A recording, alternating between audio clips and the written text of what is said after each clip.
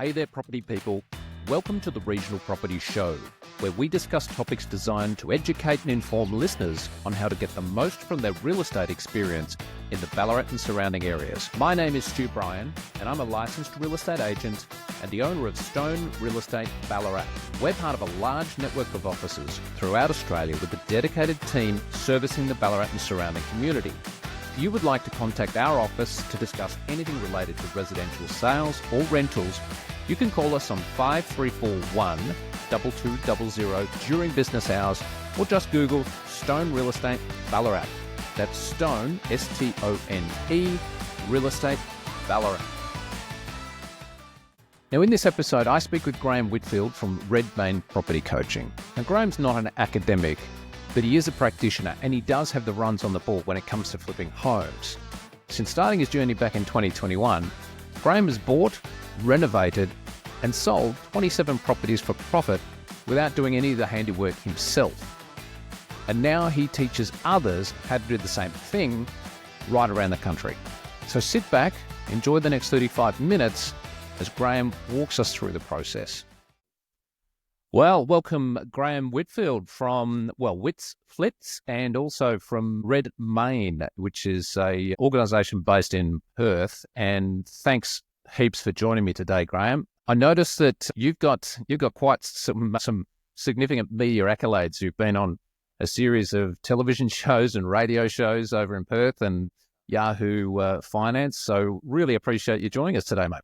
Yeah, no dramas at all. No problems at all. Thank you. I will say though, our program is Australia-wide, so we've got students everywhere, but I'm personally based in Perth, yes. Well, actually, that's how I kind of found you, because I was sort of flipping around on, excuse the pun, but just having a look around on social media, and you kept dropping into my feed. And I think that's sort of something with people who've got interest in real estate, that tends to happen with the algorithm these days. And so you must have some really good people looking after your social side of things, unless you're doing it yourself, which I can't imagine, because you look like a really, really busy man. So yeah, definitely, that's definitely not my forte. I've definitely got to with that.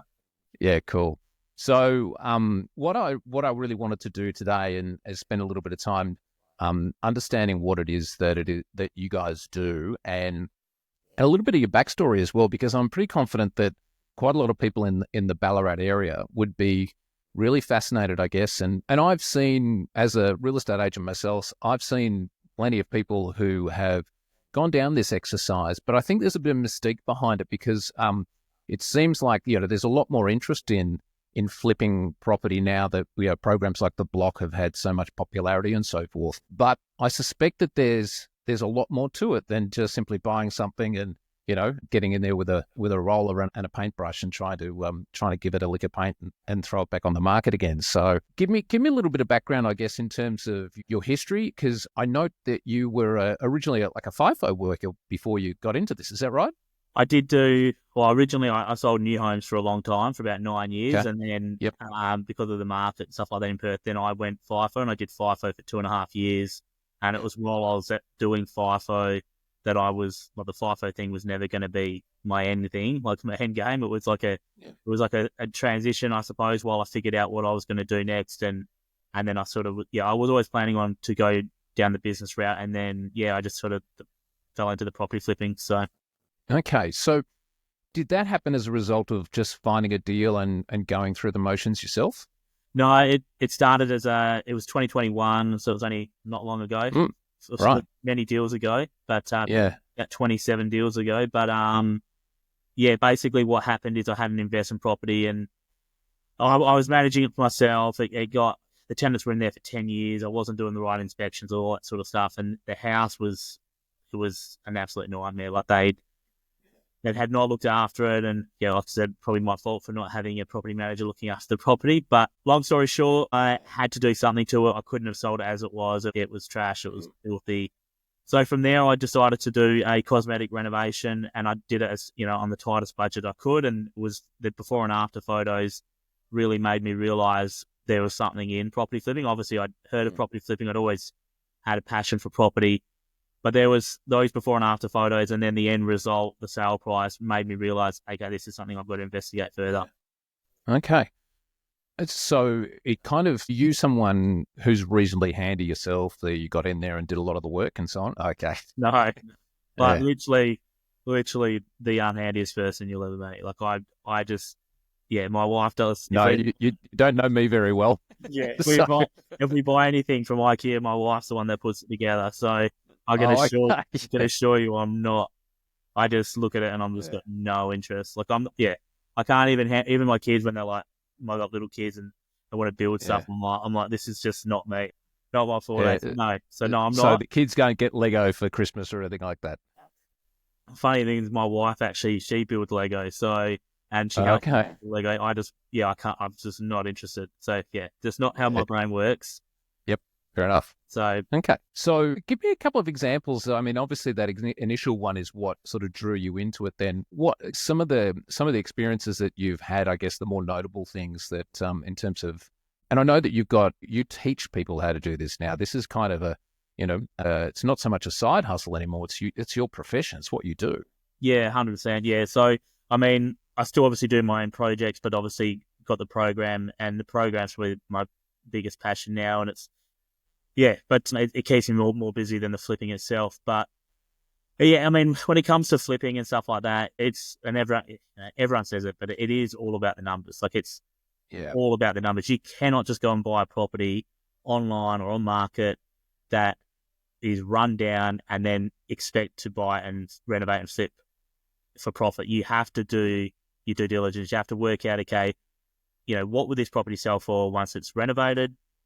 What are all the costs along the way? What are the purchase costs? What are the renovation costs? What are the holding costs? What are the selling costs? Because a lot of people, especially if they're inexperienced, they'll forget to take into consideration things like stamp duty or agent fees when they're selling it and those sorts of costs. So everything has to be factored into your feasibility before you purchase it. So you need to know how much is it going to cost to renovate, and then basically you just reverse engineer the numbers, and then you know what your maximum buy price is, and essentially that's your walkaway price. If you can't buy it for that property, then you either negotiate, and if you still can't get it for the price you want, then you have to walk away and find another project. It's like the old adage that you kind of make your money on the way in. 100%. Yeah. Okay. And there's absolutely no different with that's property investment. As a whole, right? You make your money when you buy. I mean, obviously you can time the market and stuff like that with property, but if you do make your money on the way in, especially if you can buy under market value, and property flipping. Typically speaking, with property flipping, like you typically have to buy under market to make a profit. It's you need that price disparity to be able to make the profit. So I'm not saying that you can't buy property on market. I mean, I've got many. I've only ever done 2 deals bought on market. But many of my students have purchased on market. But I've always found the real gold is off market, because off market you can buy considerably cheaper than you can on market. Yeah. So I'm going to put you on the spot a bit. How many deals have you done over the journey since you started doing this? It's 20. I've just finished 27. Yeah. Just finished 27. That's amazing. So started in 2021. Yeah. And now just flipped over 2025. So in 4.5 years or so many years, that's a pretty good turn rate. Have you got many other deals in the pipeline at the moment? So I've only got the one at the moment in the pipeline, which is due to settle sort of any day. Or when I say any day, it'll be probably next month actually. It was meant to settle January, but there was a bit of a hold up because it was a deceased estate and just dealing with probate and stuff like that. Yeah. So I've got one deal about to settle. But to be honest, I am actually changing my strategy a little bit this year, and rather than, because I've got the coaching program and stuff like that, my goal this year is to accumulate a lot more property, and I'll be using the same strategy, still buying under market, still buying rundown houses, still renovating and all the rest of it. But my intention is to hold on to a few more rather than sell. Yeah, okay. Gotcha. So let's give the listeners or the viewers a bit of an overview, I guess, of the blueprint that you go through, and the way that, and I understand this is going to be high level stuff, just to help people understand a bit about the journey that you take the each exercise through, and how what it is that you're teaching your students on the way through. Yeah. So I've sort of broken it down, our program, into like an 8-week program, or you could say 8 modules. And the way that works is number one, it's all about market research. So market research is everything about, becoming an area expert. Like let's say, for example, I'm from Perth. Now there's obviously lots and lots of different suburbs in Perth. If I was, they're not all the same. You can't renovate and have the same renovation in, say, a $500,000 suburb versus $1 million suburb, because it's a different buyer and there's different expectations of what the house should look like. So market research, understanding the suburb at a suburb level is really important. So having a farming area that you really target rather than going between, all different suburbs and stuff like that. It's really good to have like a patch that you sort of work. So that's really important in the market. The market research. Then there's also buying. So you got to look at, there's 3 ways you can buy property. There's on market, there's off market, and there's pre-market. Now, a lot of your renovator type properties, they never really hit the market. So you need to be finding these properties off market. You need to be using, agent relationships and stuff like that to get these pre-market opportunities before they hit the market. So that's sort of, the next step. There's also, because you're dealing with, off-market sales and stuff like that, you need to be a good negotiator because, if there's no real estate agent, or if there is a real estate agent, because you're trying to buy under market value, you obviously need to use your, rapport building skills, and you need to find out the motivation of the seller, and you need to be able to create a win-win. Sometimes it's not all about money when you're buying a property off market. If there's something else going on, sometimes you've got to find out what their motivation is and then create a win-win. Next is due diligence. Sorry, can I just sort of wind back on that for a couple of secs? So what are some of the strategies, I guess, you're going into to approach like properties? Are you doing or teaching your people to do drive arounds and just observe the area and potentially letterbox drop and that sort of stuff? Yeah, I do a lot of letterbox drops, and I'm very I share a lot of that sort of stuff, and I've had a lot of success, and many of my deals have come from letterbox drops. So quite often, especially when there's stress and people are in situations where they want out but they feel trapped, and if their house is, you remember, in most of the time the house we're buying, they're trashed. Like the majority of them are trashed. They're not, they're not houses that are, the agent might come along and say, this house needs this and that sort of thing, So if it goes to the market, there's only going to be a renovator that's going to buy it because it's not buildable as is.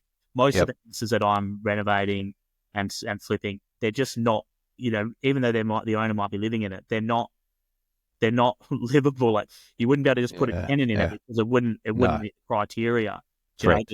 There's, you quite often there's safety hazards. They're hoarder houses. There could have been drug problem. Who knows? Like there's all different situations. So that's, have I answered the question? Yeah. Thank you. Sorry, you were on to due diligence research. Due diligence. So due diligence is more, so market research, which I've discussed, is more at a suburb level. Due diligence is more at a property level. So you look at the property, and then obviously to be able to do your due diligence, know what it's going to sell for once it's renovated, know how much your renovation is going to cost, all that sort of stuff. You've got due diligence you've got to do. So you've got to do your feasibility. You've got to be able to, use different tools like maybe like RP data or price finder, look at recent sales, do your current market analysis, all that sort of stuff, so that you're really confident in your numbers.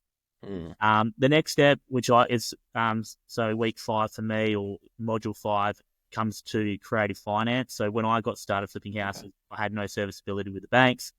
I had a few investment properties, so I was negatively geared, so I didn't have any serviceability. But on top of that, after my first 2 deals, I quit my job and went full time. So because I was now self-employed, had no serviceability for the first 2 years. Or, creative finance, I teach people how to use money partners, which is essentially private or peer-to-peer lending. So still, majority of my deals use money partners and stuff like that for finance. But there's obviously other ways that you can finance deals. There's low doc loans and stuff like that. So there's many ways that you can.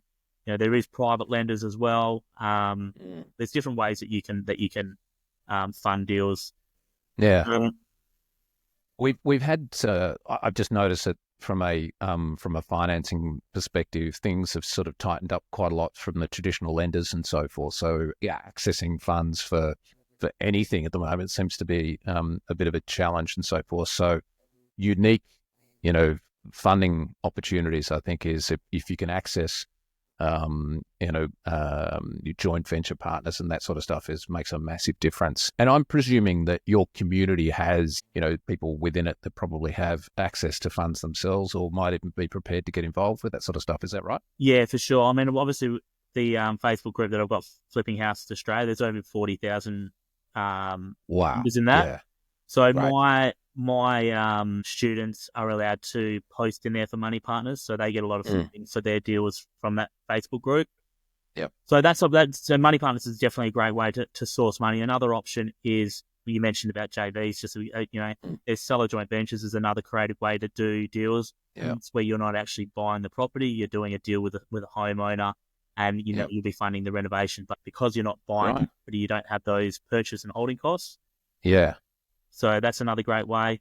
So I was going to say, on top of that, then from there, you've got, obviously, I call it, creating your dream team. So you need to be able to know, like any business, you've got all the people that you need to help run your business. So suppliers, tradespeople, a good property accountant, good real estate agent, good settlement agent, good property solicitor, all the people that you need to be able to do deals and obviously help you run your business successfully. Then there's the renovation side of it as well. I mean, I'm not handy at all. I outsource all the work. So for me, for the renovation side of things is all about the project management and being able to have good trades and a good handyman and all that who can do all the work for me. I've just basically got to create the schedule and keep them committed to the schedules, and that means that I can turn projects over really quickly as well because I'm not hands on. I've got people that obviously are doing their own DIY. It's going to take them a lot longer because they're doing a lot more of the work. And then finally, there's the selling side of things as well. So that's the last module, is selling and making sure you achieve the best price. Yeah, cool. So when I presume that, as someone who's done over 25 deals in their journey, and plus having such a massive community of people, you would have seen some mistakes along the way, and probably made a few yourself, which of course is just part of the process and part of the learning process. But of course, there's probably some risks and challenges that you can foresee, or at least potentially mitigate. What are some of the key ones that you've come across in the past, and what sort of things do you implement to give yourself some protection around that? Yeah, I mean, there's definitely risks. There's risk in all property investment, so you just need to make sure that that it's educated risk. So a big one is obviously having contingencies and stuff like that. So in your feasibility, you should at least have a 10% contingency to make in your renovation budget. So that way you're not going to, so if you do blow your budget, you've got a contingency there for it. Same thing when it comes to, your margin in your deal. You want to make sure you've got at least, a 10% margin. So that way, you don't want to be taking on a deal that's too tight and doesn't have enough in it, because if it doesn't, if it doesn't go a blowout or something like that, then obviously, you don't want to be in the red sort of thing. So another really big one is probably emotion. So, and I say that for two reasons. Firstly, there's a lot of people that get emotional at the buy stage, and just to secure a deal, they will walk away. They'll pay too much for the deal. They would have a maximum buy price, and it might be X amount, and then they pay over and above that because they're desperate to get a deal.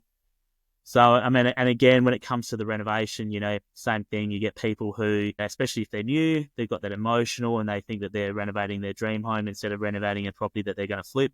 And they end up, putting in better tapware and better this and better that, and all it just takes more money out of their pocket, but doesn't necessarily put more money back in their pocket. And at the end of the day, that comes out of their profit margin. Yeah, gotcha. Sorry, I'm cut you off. Any other sort of key things that you'd be mindful of?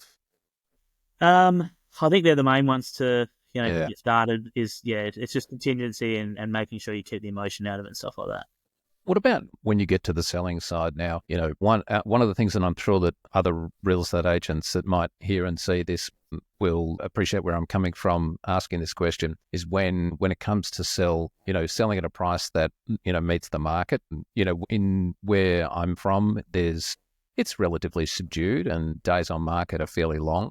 And so getting the right selling price into the marketplace to start with is a pretty critical component. Yep. How much, have you seen situations where, properties have just sat on the market longer than they should have based on the fact that, there's been a more ambitious or aggressive pricing strategy? Yeah. I mean, with me, I'm always about, my agent that we work with, there's always a from price. So we go a little bit lower, and, and the reason we do that is really to create that competition. And that way, if there's more buyers, obviously there's going to be more offers. And if you've got more offers, you can essentially play them against each other and get your best price. I mean, if, I'm not someone who wants to, shoot for the stars with the asking price and then potentially get no offers and have to reduce. So for me, and the other thing is as well, is when you're doing your feasibility, you need to be conservative with your sale price. Like if you think that when you're doing your numbers, you don't want to think to yourself like, oh, I'm going to set a suburb record here and I'm going to go for 800,000 or $1 million or whatever. You just need to be conservative and go, okay, well, what will this suburb, so what will this house sell for? What's the sales evidence say? Okay, sales evidence is, sort of 670 to 700. Okay, well, I might sort of do, so, I think mine's better than the 670. Might not quite reach 700.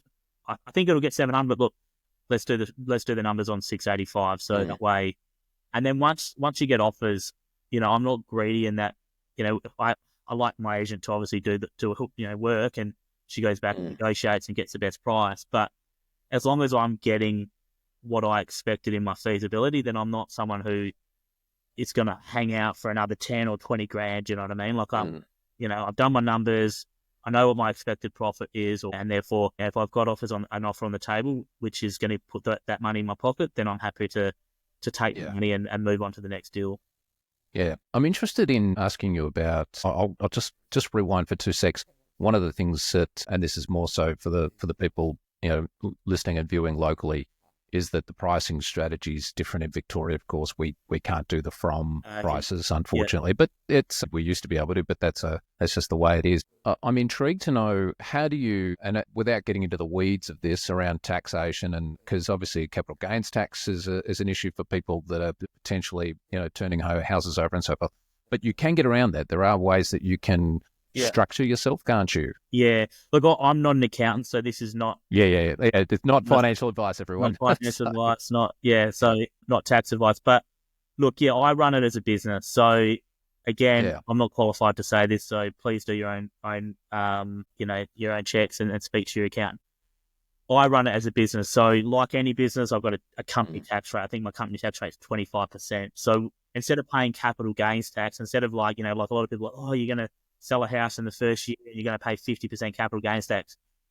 Yeah, that's going to happen if you buy if I buy the house in Graham with, or if you buy the house in Stuart, is it Brian? Brian. That's all right. Yeah. So that's going to happen. But if you buy the property in a company, then the tax rules are different. So that's how I do it. I have a company set up. I purchase the properties in the company, and it's a business. I'm running it as a business. So that's the difference. But again, speak to your accountant and learn how to set up the right structure for you. Full disclosure, full disclaimers. Talk to your accountant if you want to take some advice on structure and getting entities and so forth sorted out to suit yourself. Yeah, all the students. I will say all the students in our program, we've got a couple of accountants that we refer our students to. So when they join the program, week one of the course is they've got accounting there. I refer them to a couple of different accountants, and the accountants will then sit down with them and set up the right structure for them. Yeah, cool. I'm interested to understand, and this has probably got more to do with bringing things back to a real local level from our perspective. What sort of markets do you find are best for this sort of process? Because we've just gone through a period of retraction in the marketplace here in Ballarat, whereas I know Perth's currently going through some fairly aggressive increases, which is great for Perth. I know Perth has gone through some fairly heavy contractions prior to that. So, talk us through that side of things, because I think everybody, I shouldn't say everybody, but a lot of people think that the only way you can really make money in real estate is if the market's, the rising tide lifts all boats. But that's not been your experience, has it? Well, yeah. See, obviously it's great if the market does heavy lifting, and I've been fortunate over the last few years to have the market do some heavy lifting. But in the last couple of deals I've done, there's been no market heavy lifting, and when it first started, there wasn't that market heavy lifting either. Like 2023 and 2024 in Perth were great years. I'm not gonna deny it. But to give an example, a deal I just finished in Kelmscott, like I knew going into it, I actually bought the house, the next door neighbour of another house. I knew going into it that I wouldn't achieve the price of the one I got for next door. So there was no market growth. I still made a $90,000 profit on that deal because I bought well. I made my money on the way in. I purchased the property for $365,000. I did a $90,000 reno. and sold it for $597. So after all my costs, my stamp duty and agent fees and all that sort of stuff, there was still a 90K profit in it. So, but what I would say to answer your question is the best market to obviously flip in is, of course, a rising market, because that way, when you do a feasibility, when you do your numbers, you're not taking into consideration future growth. You have to do your numbers based on today. So it doesn't matter how hot the suburb is, and this has always been a rule for me, and it's a rule I always teach people, is even if you think you're going to get more in 3, 4, 5 months down the track, don't rely on that. It needs to have at least that 10% profit margin in the deal now. And if it does, then it's a good deal. And then great. If you get that extra market growth, fantastic. Yep. Yeah. So, but you can still do deals in a neutral market, because there's no, like I said, the last couple of deals I've done in Perth, it was a neutral market. And like I said, made 90K. I just did another little deal, which I just made 50K. It was one of the smaller deals I've done. But I literally did the deal because all I had to do was paint the house. So 50 for painting a house, not bad. And again, that 50 grand was, after all, I purchased the house for $475 and sold it for $590 on the dot. Yeah, so I bought it for, so it was 115 grand different. But by the time I paid for the painter and that, had the handyman had to do a couple little things, and then obviously take into consideration agent fees and stamp duty, there was 53 grand profit in that one. So, but the only market I would advise not to flip in would be a falling market. I wouldn't advise anyone to be in, if the market is, retracting quite severely, probably not ideal strategy. So in saying that though, I know people who, let's say for example, Perth is in a bad situation, or the market's falling. Not all suburbs are performing equal. Yeah.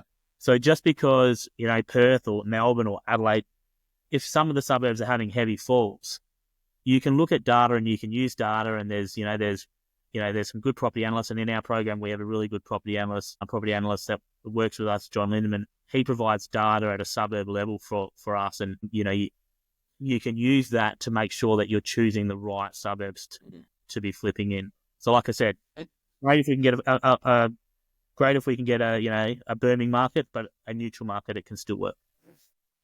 Do you encourage your students to kind of focus and choose? I know you talked about, sticking to an area to farm more or less, but also to concentrate on particular types of homes, sort of first home buyers, for example. Yeah, definitely for people, I wouldn't ever be recommending anyone to be flipping in, Toorak in Melbourne, or Dalkeith in Perth, or it's just that's just a different. Not for your first one anyway. Well, so renovation, it gets broke. It really comes down to cosmetic renovation and structural renovation, right?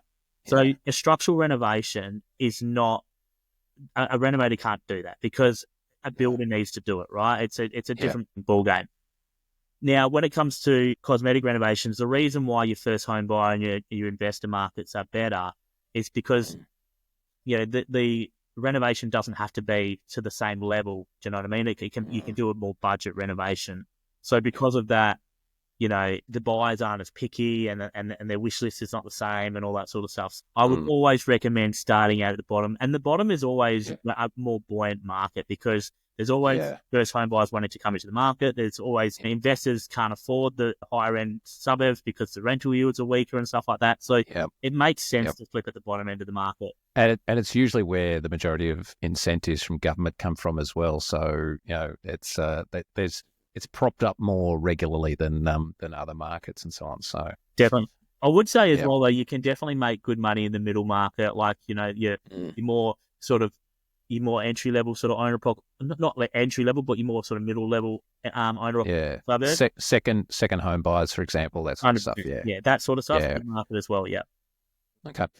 I had another question I was going to ask you around, I guess I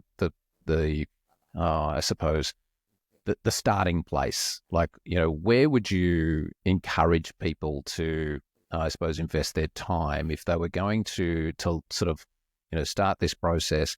And, do they need to have, a reasonable amount behind them to start with, like financially? So this is the thing. You actually don't. And so, but a lot of people would believe, you need money to make money. And so, and when people say that to me, I'm like, if you knew what my situation was in 2021 to now, then you'd know that that's not the case. But the biggest thing that you need is you need to be an action taker. You need to be a doer, sort of. So you need someone who is going to prospect hard. Because the thing about property deals is if you have a good deal, the funding is relatively easy to get. So because when money partners and private lenders and stuff like that, they don't assess you on your serviceability. They assess you on the deal. So if it's a deal, then they'll invest in the deal. So that's you don't necessarily need to have a lot of your own money to get started. And like I said, when I started, I had no serviceability, so I could not get a bank loan. And so since and I landed my first 2 deals in August 2021. So to do 27 deals since then without serviceability for the first 2 years, just goes to show that you don't need your own money to get started. I put a student in my program who just did a seller joint venture deal with a complete no money down deal. Now, I've done lots of no money down deals. I've had many money partners fund the purchase and the renovation, but you can't expect that on your first deal. You probably want to be putting some skin in the game if you can. But perfect example. I had a guy from the program. Funnily enough, he's actually from Ballarat, but he's just moved to Perth, and he did the deal in Perth. Oh no, sorry, he's not from Ballarat. He's from Bendigo, I think. Sorry. Don't get them mixed up, mate. Sorry, it starts with a B, but so no, he's definitely Bendigo. Sorry. Anyway, his situation. There's a friendly rivalry. It's sort of like a Sydney-Melbourne thing, Yeah. Okay, got it. Yeah. But anyway, this guy in my program, he did a seller joint venture deal. So he found a homeowner willing to do a joint venture with him. Obviously he didn't have to buy the property, no holding costs, so there was no stamp duty, no loan or anything like that. And then he used a money partner to fund the project. All right. No money down. And he made a 98K profit on the deal. Yeah, cool. Yeah. So how is it kind of, you might not feel comfortable answering this question, but you might be able to answer it on behalf of, say, some of your students and so forth. What difference has it kind of made to your life? Oh, massive. Like I said, I was working FIFO, quit FIFO in November 10th, 2021. And then, so it's made a big difference. Obviously, holidays, home with the family and spending a couple of hours talking to blokes like me. Cool. Financially, it's been very, very, very rewarding. So that's great. And it sounds like it's all sort of your life's transition to more about purpose for helping other people to do the same sort of thing that you've done. Is that fair to say? Yeah, and to be honest, I didn't even my goal was not to do this. Like, I was flipping property and I had a lot of time, because the thing about flipping property, once you've got an established team who can do the renovation side of things for you, you don't really have to be on site all that much. But what I found was I started after a solid year and a half of flipping or something like that. Was it 2 years of flipping, a couple of years of flipping? I sort of realized that I had a bit of time, and I was thinking about starting a buyer's agency as another business.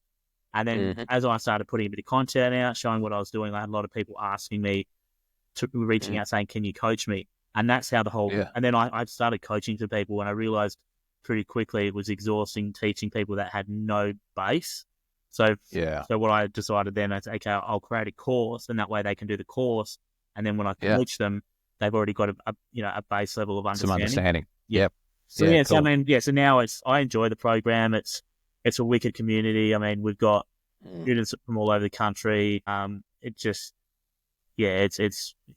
good. I've obviously got the public group, which is a big community Australia wide, but then the students in my Redmayne program, again, we've got our own little community, and it's just really tight knit, and everyone's really, really helpful, and everyone's got the same goals and that sort of stuff. So lots of like-minded people. Good stuff.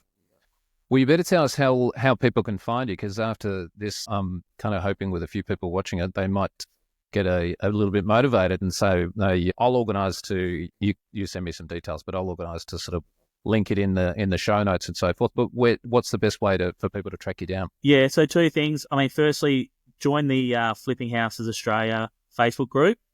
Yep, that's how I found you. Yeah, perfect. So join that. On there, you could just even on that page, you could just say, you could just tag me or just ask for some help, and I've got a PA who monitors it and would book you in for a discovery call with our team. Or the other option is just jump on our website. Our website is redmane.com.au. So that is redmane.com.au. Jump on there, click on the contact us, and get us that way. Stuff, mate. Well, I really, really appreciate your time. I understand you're heading over to Melbourne next week to catch up with a bit of the tennis and a few other things going on. Is that right? I think it's actually, I thought it was next week. I go on the 19th, so I'm there for the second week of the Open.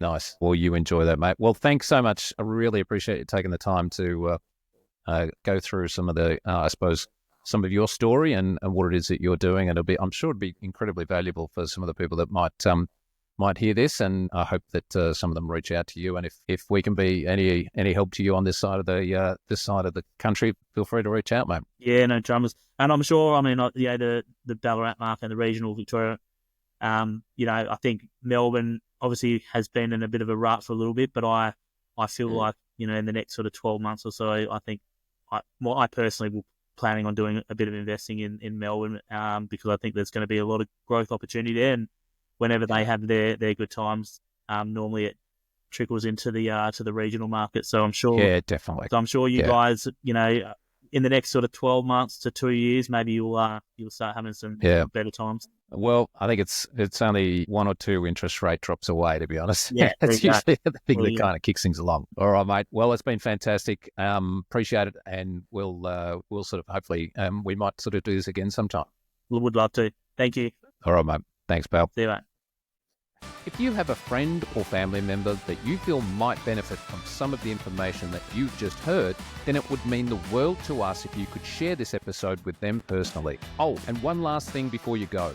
We have some really interesting topics planned for the upcoming episodes, so if you have any comments, feedback, or real estate topics that you'd like covered, I would love to hear from you. So please reach out to us via email, which is info@regionalproperty.show, or leave us a note in the comments section.